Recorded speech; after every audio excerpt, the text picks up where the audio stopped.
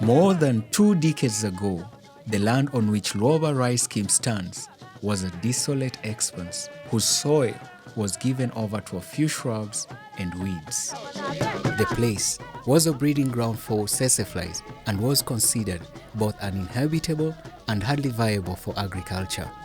Today, the scheme is an image of striking beauty, the long, endless stretch of rice under cultivation, upsetting its earlier history of pests, floods, and for most parts of the year, a dry wasteland. The scheme sustains more than 2,000 farmers that actively grow rice on it, and a further 6,000 are engaged in offering services to the farmers.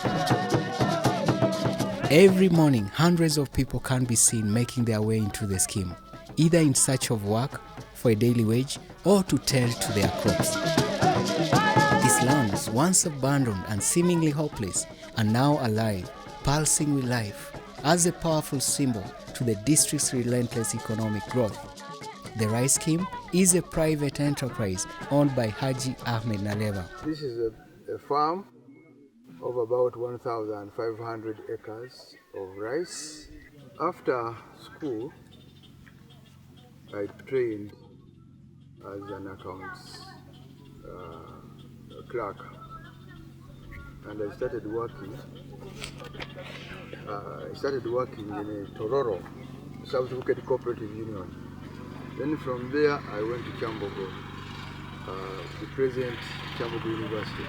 I also worked there for 2 years. Then the third year, I also went to Makerere University, Accounts Department. I also worked there for 5 years.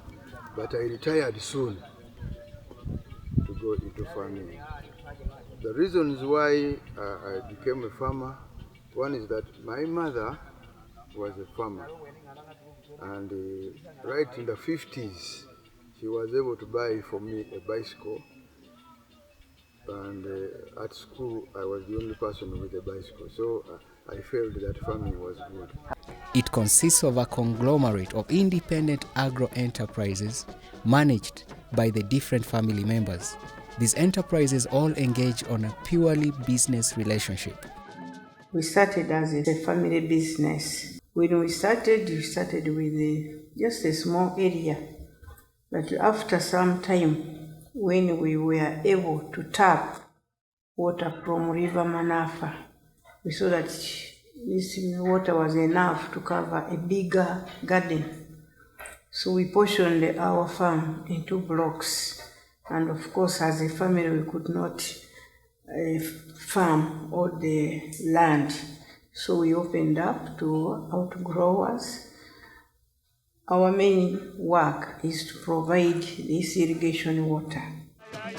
They consist of the rice farm, the farmers cooperative, and now the mechanization side. The name Lwoba has its origin in the traditional folklore of the Banyole people who are native to this land. The name Lwoba is a very meaningful Kinyole name, because in Banyole we believe that there are some mushrooms, especially these ones which come on top of ant hills, the small mushrooms. Those ones, once you find the mushrooms have come up on an ant hill, you don't have to pick alone. You make noise so that other people can come and you pick together. That is our tradition in Banyole. So for us, we say now, let us call ourselves Lwoba, because we shall eventually, and we did it, eventually called other people to come and farm in Lwoba. So the scheme originally started as a cattle ranch. The promise of this budding ranch came to an end when floods ravaged the land. At a time when we were rearing animals, Manafa flooded and it displaced us. There was also another disadvantage with the rearing animals. There were a lot of flies in this place. Occasional floods were common to this land, and often leaving in its wake a trail of destruction and despair. In this seeming catastrophe, Haji saw an opportunity: rice farming. So when the river Manafa rebelled and there was floods everywhere, we thought of an alternative of growing rice. Water was plenty, the land was also there, so that was an opportunity to us. And we thought that we should not call it like electricity, where they say danger, kavi, hatari. So water was there. To some people it was danger, but for us we had known that electricity is good. It's no longer danger and hatari. So we went into rice farming using the rebellious water from Manafa. His celebration was short-lived as another principal problem arose: the long sunny spells that led to drought and starvation in the district. River Manafa, flowing from the mountainous region on Bali, presented a lasting solution. It flowed not far from the farm, and from it, Haji Naleva tapped water by digging a channel into his farm. With water available, he sought the help of Mr. Wang, a Chinese expert, to help distribute it through the field. We had a friend, a Chinese friend, who was working in Doho rice scheme. He helped us to mold the farm. He gave us a topography study. He did a topography study and made a map on which we started working.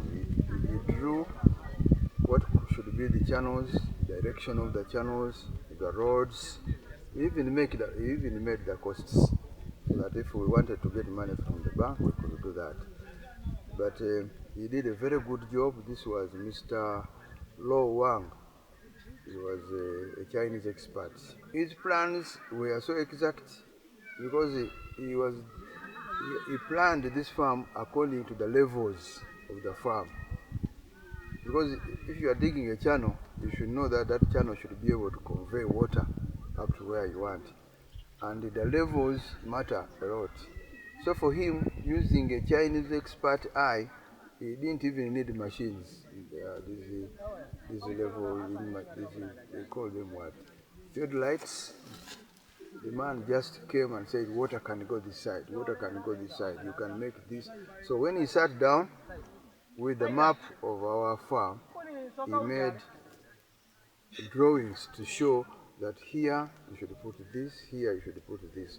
And what we started with was the flood protection embankment, because the flood protection embankment helped us to cut off the water we don't want in the farm.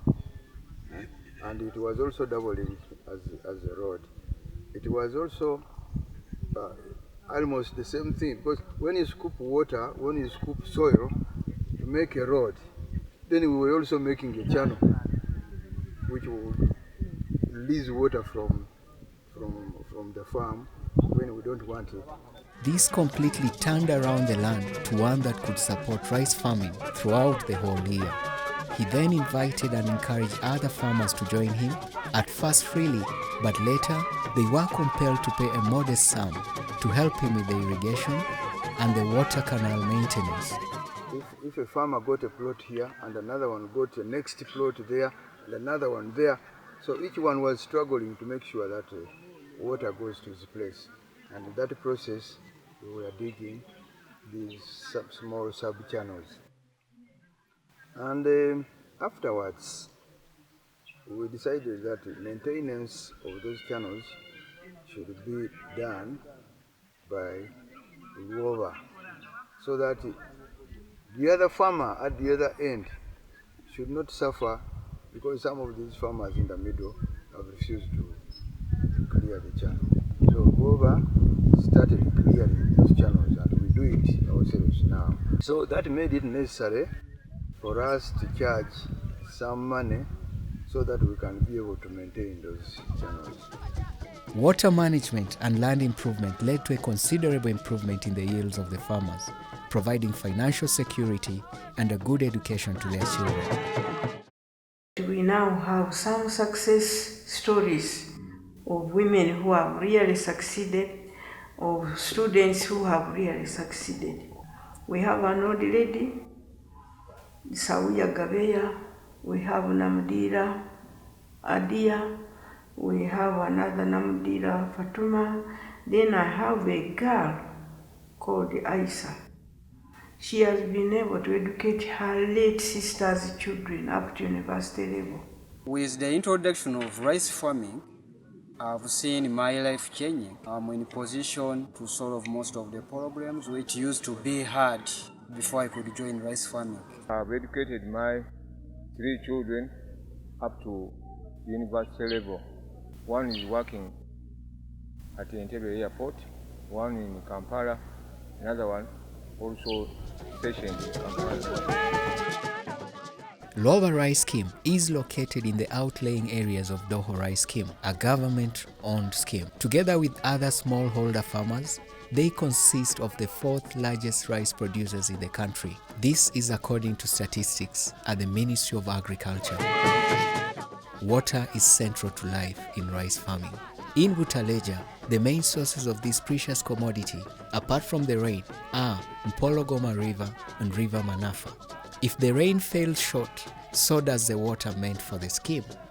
In the long dry spells, the water tables on River Manafa would fall to a near trickle, hardly enough for both Lwoba and Doho irrigation schemes. Water is very scarce. At the time, River Manafa goes really very low. And when it goes low like that, no rain, and yet our farmers here are used of 2 seasons, even past, some do even 3 seasons. So you find it breeds a lot of conflict. One time, there was a very serious fight for water. People came from Doho rice scheme to come and block the entrance of our water, the water gate of Lwoba. And it was a very bad incident until I went out, got a drummed, and everybody was running towards where they were. So they got scared. Then the government, recognizing the vast potential of the 2 rice schemes, came up with an ingenious solution. They then wrote a letter to the special district administrator at that time. This special administrator was Fajir Mande. So Fajir Mande came on site to see what is wrong with Doho and Lwoba. When he came, his idea was to stop us from meddling with water which belongs to the Doho rice scheme. But when he came, I had been fortunate. I had got a water permit from Entebbe, from the water ministry. So when I showed him, he said, okay, Doho, you have no way out but to share water which is available. If it is not available, then you go without water. But if it is available, you can make a schedule. You either get during the night, Lwoba gets during the day, something like that. And from there, we formed what we call Water User Association. Lwoba is a member, other farmers on the other side are members, and Doho is a member. So when we have a problem of water, we sit down and make a schedule. Many arms of the farm emerged, one of them Manafa Basin Rice Farmers Association in the year 2003. The main objective of starting it was the issue of credit. A group of disgruntled rice farmers came together and they had a vision to be able to access credit at an affordable rate. So we thought that if we formed a community-based organization at the time, it will help us form a bargaining block and we'll be able to approach financial institutions and be able to have a better bargain. Later, it became a fully fledged cooperative and was renamed Manafa Basin Rice Farmers Cooperative Society in the year 2016. Over the years, the farmers have felt that other than credit, there are issues that are central to farmers and also which we can address. So we regrouped together, and then in 2016, we thought that we can transform from just a community-based organization that we were at the time into what we now know as Manafa Basin Rice Farmers Cooperative Society. It also offers farmers training on market pricing and loan repayment management. The vision bearers of this enterprise had a mind to build an efficient sector that would increase incomes of the farmers, boost jobs, and reduce hunger through shared prosperity. The cooperative was also formed to rid the rice chain of unscrupulous middlemen who cheat the farmers by acquiring the produce at low prices. The farmers, through their cooperative, would sell this produce now collectively and at a better price. The scheme has also caught the eye of the foreign non-governmental organizations and the development partners. It plays host to researchers from different countries as well as the local one. It has seen many foreign delegations visit the scheme. These have put enormous resources to the aid of the farm in form of input finance and mechanization. Over the years, we have had dignitaries coming to our farm. Recently, we had the Minister of Agriculture from the Chinese government who came with our Minister of Agriculture. He also came with Major Angina, the one in charge of wealth creation. An irrigation scheme is very expensive, and people were interested in seeing how could a few people, individuals, make a successful irrigation scheme. So they come and see. One such organization is the International Fertilizer Development Center, whose aim is to provide innovative business solutions that aim towards a profitable and sustainable agricultural development. When we introduced Wita 9, our friends from IFDC got us the Wita 9 seeds and we put them on demonstration garden. It did so well. We even organized a farmers' day on our farm. We invited a number of local leaders, even from the neighboring districts, Mbale, Manafa. We invited the chairman, LC5. They came with other organizations we are working with. They all went to this garden to see the new crop, and they were really impressed. The development partners also helped set up infrastructure. In the compound stands an imposing figure, a silo built to store grain. It has a maximum capacity of over 40,000 tons. Neighboring Lwoba rice scheme is Doho rice scheme, established in 1962 by the government. And in 1976, the Chinese helped lay and run it together with the locals. In the year 2011, the government acquired a loan from the African Development Bank and rehabilitated 145 acres of the scheme.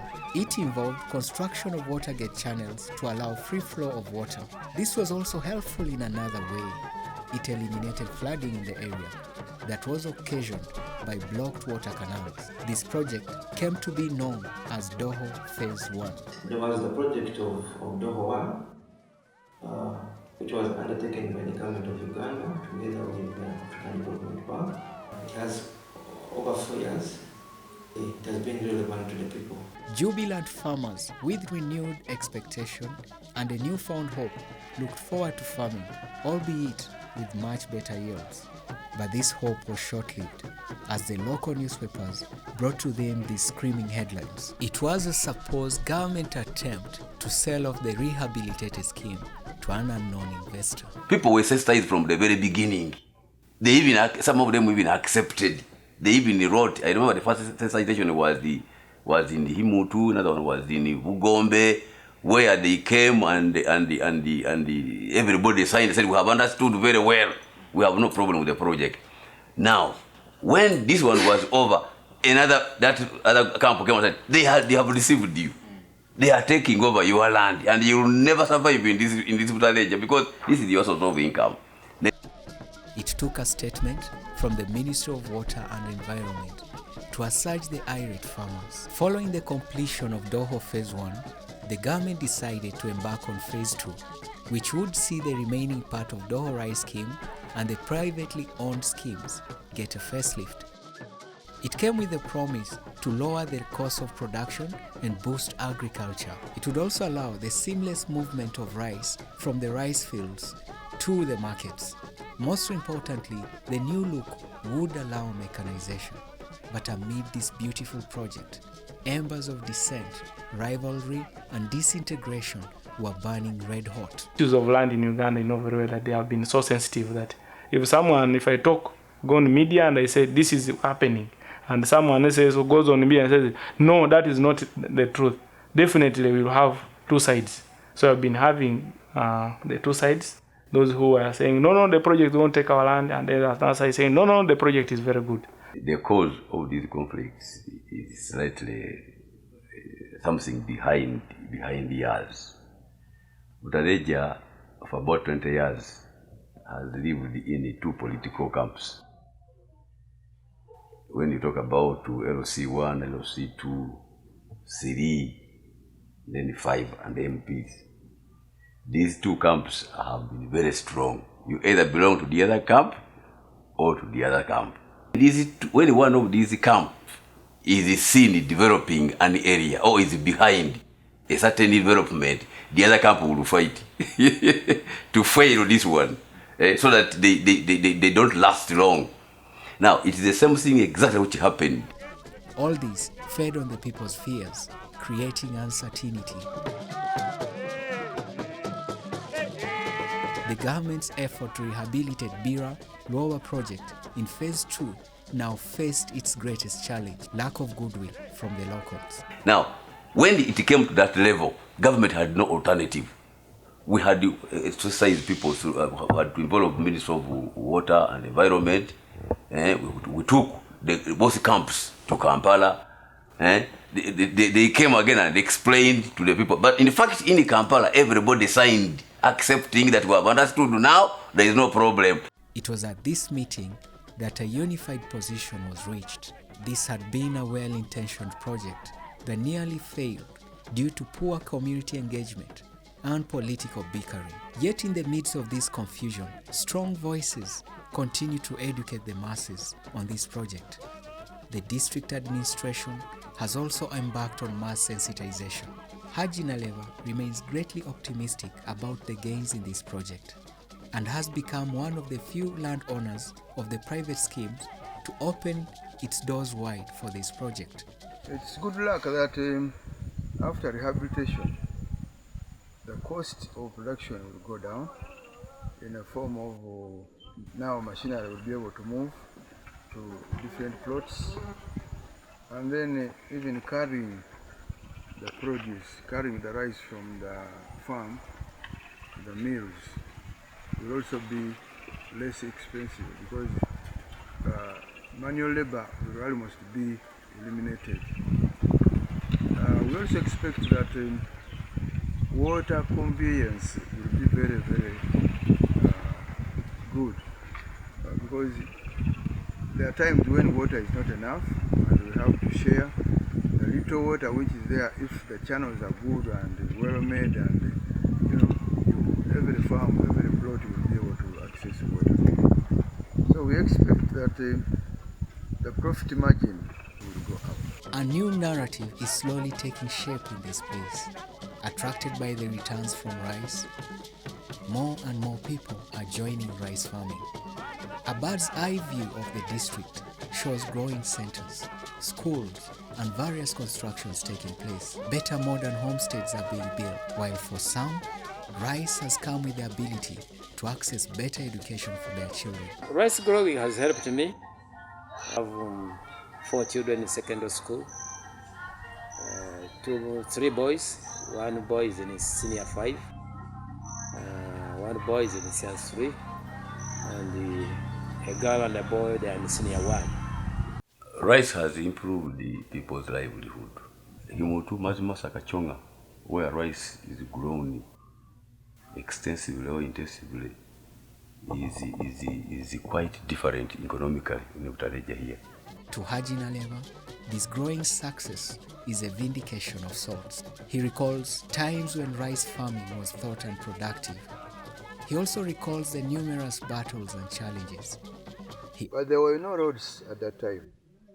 It's very unfortunate. There was not even a bridge. We were crossing the river using logs. And you know, one time somebody was crossing with my rice and we fall there and we almost lost him. He argues that those periods of uncertainty helped lay a foundation for Lwoba rice scheme as we see it today. He holds on to the great promise of the future and also plans to start a cattle ranch and horticulture. We want to specialize in these 2 acres so that we do intensive animal rearing. We can have animals for milk, we can also have animals for beef. The Lwoba rice scheme stands joyous beneath the clouds of the impending facelift.